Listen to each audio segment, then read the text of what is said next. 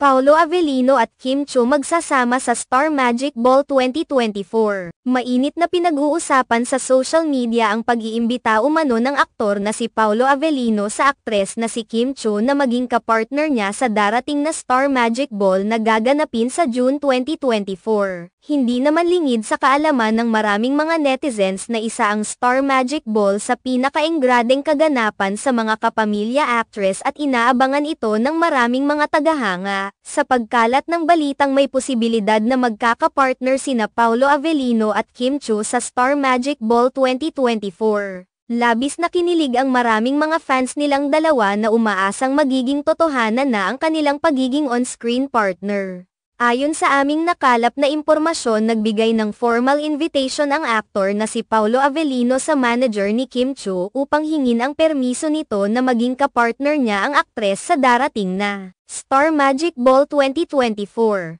Bagamat hindi pa nakasagot si Kim Chiu, marami na sa mga fans nilang dalawa ang naghihintay at nananabik na makita silang magkasama nararampa sa red carpet. Samantala, nagbigay na ng pahayag si Kim Chiu patungkol sa mga naging panayam ni Sian Lim kung saan ibinabahagi ng huli ang mga detalye sa naganap nilang paghihiwalay noong nakaraang taon. Bilang tugon sa mga pahayag ni Sian Lim, sinabi ni Kim Chiu na sana ay manahimik na lamang si Sian Lim at huwag nang magbigay pa ng dahilan para lalong pag-usapan sa social media ang kanilang paghihiwalay. Nais na rin umano ni Kim Chiu na manahimik na sa nangyari at wala na siyang balak pang magbigay ng detalye patungkol sa nangyari sa kanilang relasyon dahil nagtapos na iyon at ayaw niyang sumama pa ang kanyang loob. Gusto na umano ni Kim Chiu na magsimula ng panibago yugto sa kanyang buhay ngayong 2024.